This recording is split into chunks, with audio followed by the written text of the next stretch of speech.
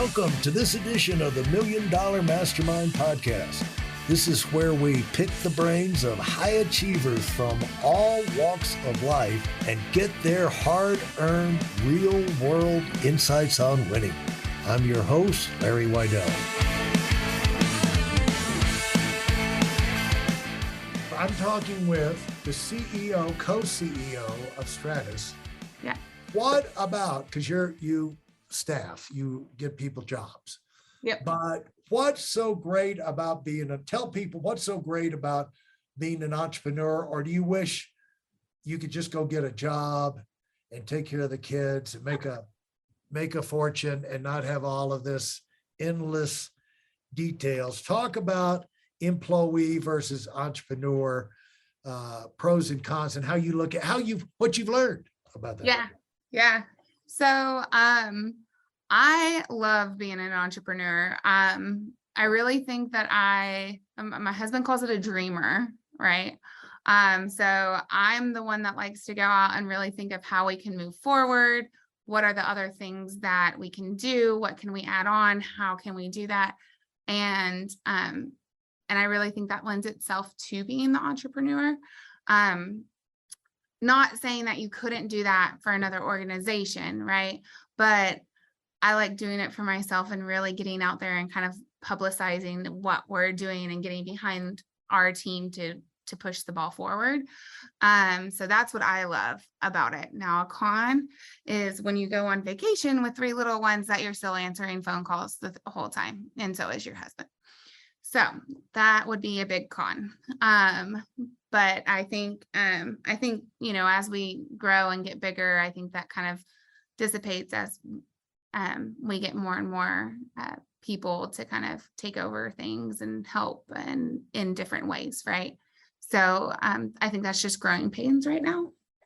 But that's the idea of growing, and that's really a thing for, like, with me. One reason I never retire is because I couldn't live without a staff. I don't want to book my own flights, hotels, this, that, the other. I don't want to be doing my own accounting to pay taxes and this, that. I need a pretty good staff. I'm high maintenance, let's say. My computer screws up, right now, I got to have someone I can call. I'm not going to, dial a number and sit on a tech support line even when I get my phones, the new phones, they take my new phone and they transfer everything over, and then they get every app and enter in my name and password, so I don't have to do it, on the new phone or laptop or this, and updates up the butt. They change everything, and if I need to know how to do something, I need to call somebody who can tell me this is how you do that. Yeah. And the phones are always screwing up. And for this, get a load of this. I don't know if you've had this one. I swear, they added in the appointment for this podcast. Okay. And added it in yesterday on my calendar. Or 2 days ago. It wouldn't show up. My staff is adding things and things off my calendar all the time. I don't keep up with my calendar. And I said, there's nothing for Thursday afternoon. And they said, yeah, you got boom, boom, boom, boom, boom. And I said, no, I don't. And they said, yeah, we entered it in yesterday. We put it in 5 different times, refreshed, did this, that, and the other. Everything else was on there, all the morning activities or the afternoon activity, but, the morning and the evening, but this space empty. And we tried everything in the world, stopped, starting, turning them off. I said, well, maybe it'll cycle overnight. The servers, Apple, the cloud, the server. And then so I got up, no, went to breakfast, no. And so I'm making one more phone call to get this product, because I don't know who else in my office is entering things in that they think I'm going to see, because they don't call me. I'd never get anything done if everybody, when they fiddled with my calendar, they called and said, we fiddled with your calendar, Right. So I want to get it fixed, because it's like, I don't know what other things are mystery appointments that are on there that are not showing up. Sure enough. So I was calling one more time on my way to my first appointment this morning. Sure enough, finally showed up. Said, okay, I don't have to worry about that. But things like that happen. They did the research, Yeah. they checked, and I like to call. So things are always going wrong with us, Yep. Jordan. And it's not this, you're just, hey, it's not just going on vacation. No. You're going to be, school projects with your kids. You got things with the family, somebody's going to be sick in the hospital, and, somebody, Aunt Martha's going to have a anniversary in, the Bahamas, and you can't miss it. 25th, this, and, there's always, things where a staff bails your butt out. Oh, absolutely. And that's what, taking the time to train them right is the best use of your time, right? Or making sure that they are trained right, because when you need them to bail you out and they're trained right, then they're trained to bail you out. Yeah. And it's the best thing. And I think that's the best thing, like such a pro to being an It's a tremendous price, what you paid to get up to this point. But from here on, it's essentially going to be a challenge, things go on. But really, in a sense, you're on easy street now, in the sense that you can add staffing in. It'll only get better for you.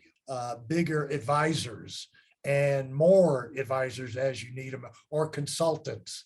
Yep. And so everything you need, you're going to have more money and staffing resource to allow you to focus on the things you want to focus on and that you're the best at, And so I'm giving you good news now, Jordan. Yeah, no, that's the most exciting part. So we were actually talking about that, and like, what portion of the company do I love? Like, I love sales, right?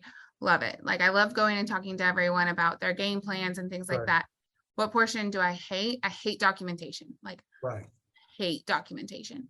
So, like, that's obviously where I would put somebody, is documentation. So like, if the con would be putting all of that stuff together, but also finding someone that kind of is your yin to your yang at work, right? And that's the way you can really, from this point on, you can be retiring the rest of your life. You retire from the things you don't like, or the things become annoying, then you offload that to someone else.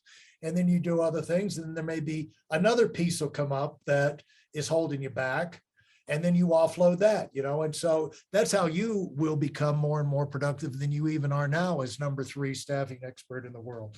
So thanks for all your time, Jordan. Do you want to leave people with something that they're on their way up the entrepreneurial leadership ladder? They want to be a high achiever. They want to do something great with their life. Something you want to pass on to them? Yeah. I mean, I always say, try to find someone that's in your orb, in your world, that is a great mentor, someone that will take the time to have lunch with you, or dinner, drinks, whatever it is. And really kind of just talk through things. Doesn't necessarily have to be exactly in your industry, just someone that will sit and take an interest in you and really help and be an influencer into your organization and what you're trying to grow.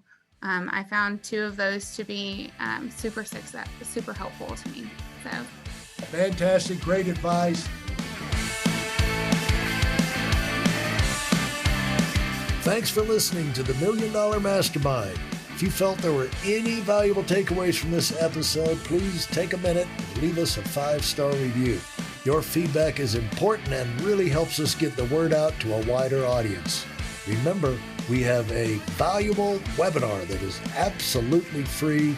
Register for it right now at whitealumwinning.com. Thanks for listening.